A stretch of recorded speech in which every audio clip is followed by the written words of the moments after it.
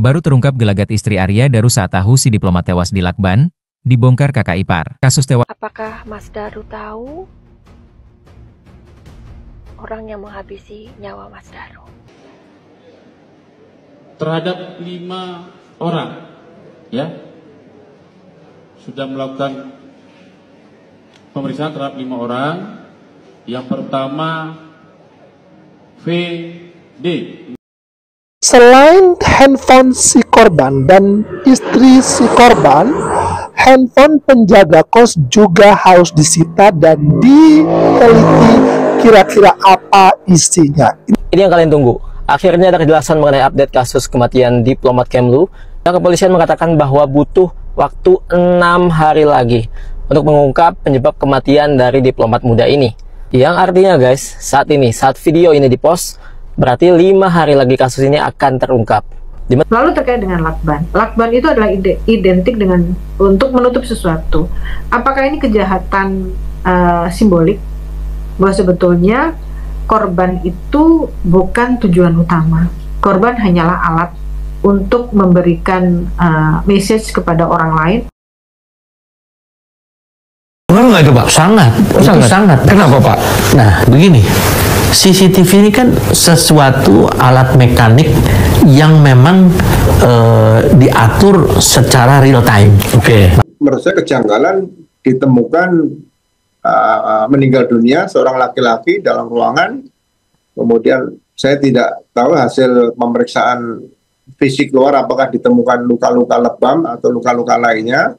Kemudian bagian kepala ini melihat kondisi seperti ini, ya saya sebagai mantan penyidik melihat bahwa kemungkinan ya seperti yang saya lakukan waktu saya dinas aktif bertugas di reserse, ya ini 50% adalah bunuh diri, 50% pembunuhan. Itu memang ya kalau kita bilang tewas nggak wajar. Nah, kalau kita burung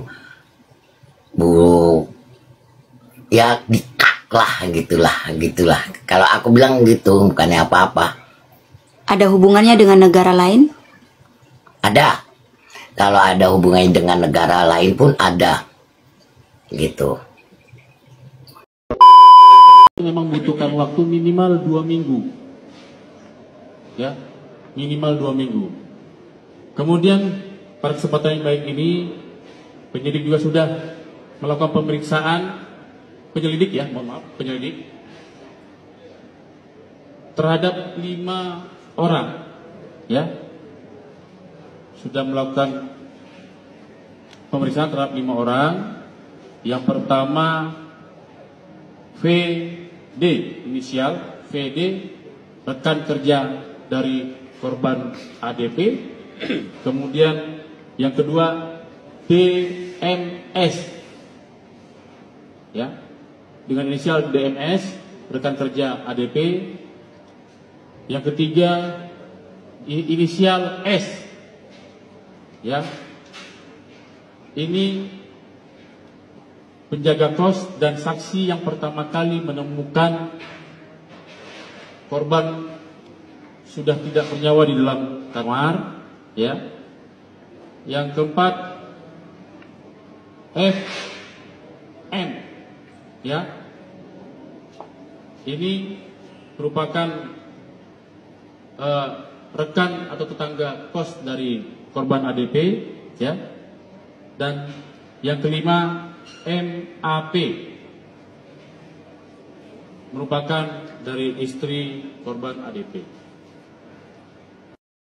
Selain handphone si korban dan istri si korban, handphone penjaga kos juga harus disita dan diteliti kira-kira apa isinya. Ini juga penting.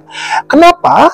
Ini disclaimer, saya tidak mencurigai siapapun, tapi ini untuk mendapatkan informasi yang lebih memadai agar mengetahui penyebab kematian seorang diplomat Indonesia yang baru-baru ini terjadi.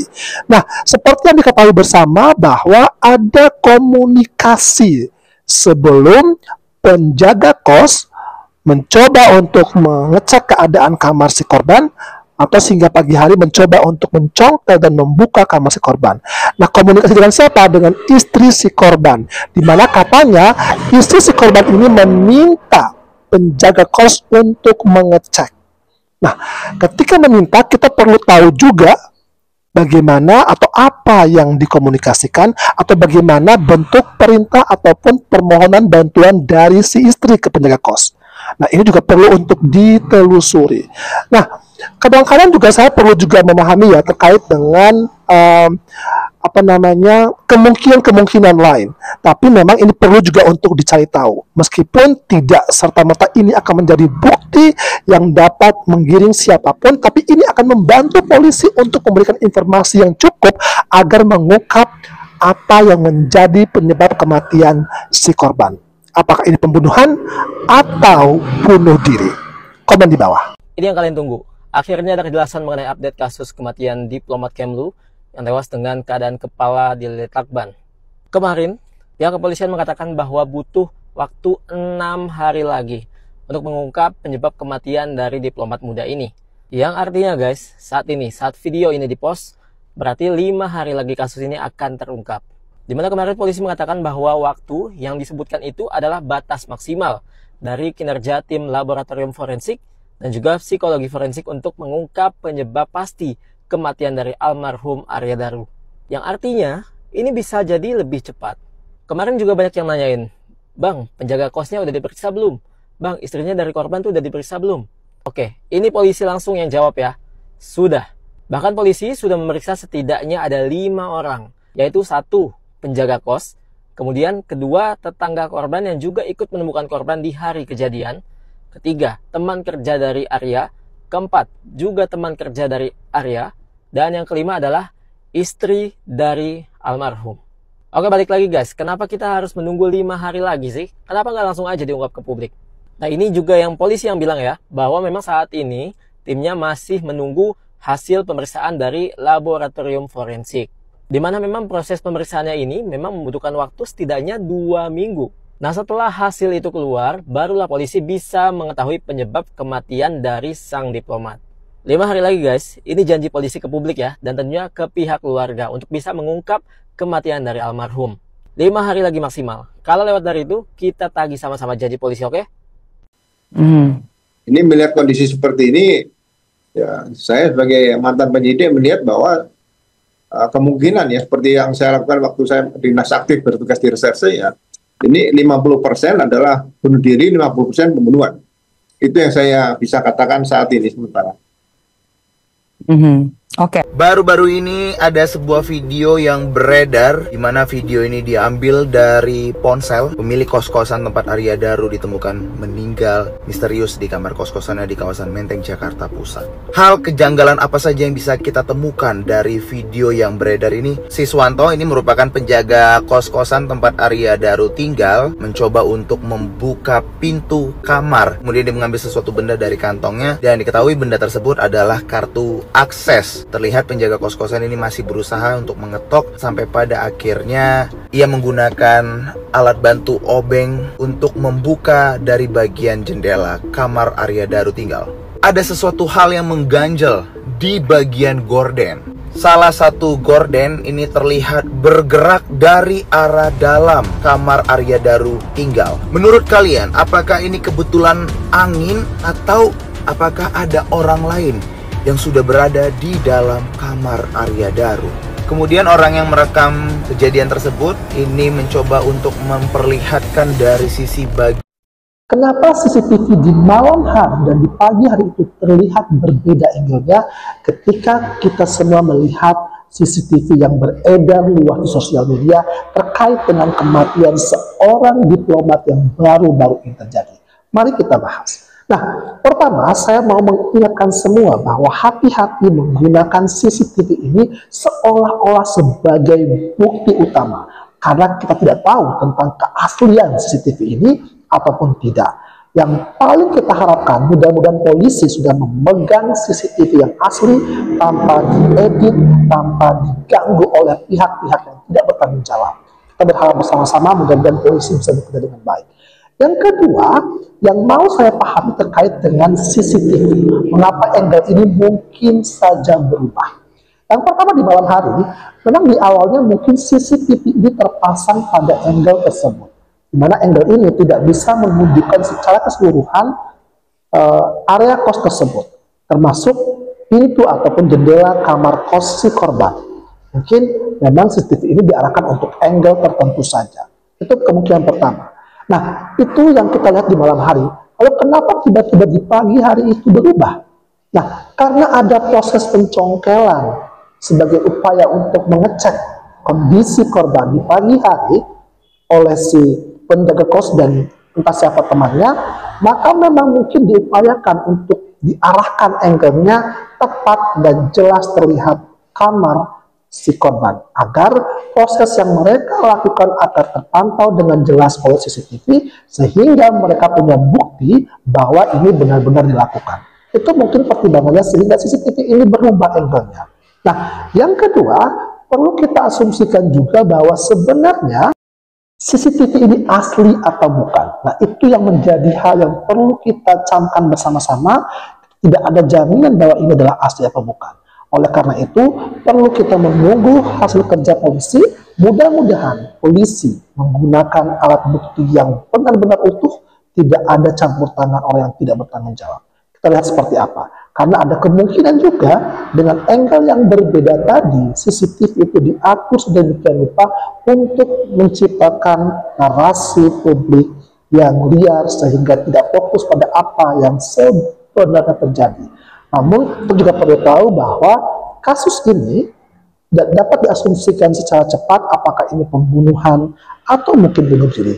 Karena dua kemungkinan ini masih sangat terbuka luas. Kira-kira apakah pembunuhan atau itu memang ya kalau kita bilang tewas nggak wajar. Nah, kalau kita burung ya dikak lah gitulah. Kalau aku bilang gitu, bukannya apa-apa. Ada hubungannya dengan negara lain? Ada. Kalau ada hubungannya dengan negara lain pun ada. Gitu. Oke. Terus kira-kira sampai detik ini kenapa belum ketemu itu? Kalau dibilang belum ketemu itu ada rahasia-rahasia yang harus kita dijaga gitu lah ya. Tapi nggak lama akan ketahuan gitu. Adakah orang dalam kos-kosan sana terlibat mungkin? Kalau dari kos-kosan tidak. Tapi dari salah satu orang yang ya sebenarnya sih dibilang ini, ya saya nggak mau menyebutkan lah, pokoknya itu sudah ada gitu. Sebelumnya sudah dikasih tahu masalahnya seperti ini, makanya orang itu pun juga akan diam. Kira-kira itu dihabisinya di luar apa di dalam kosan itu, Bun? Karena ketahuannya di dalam itu. Kalau aku bilang terjadinya itu sebenarnya di rumah situ.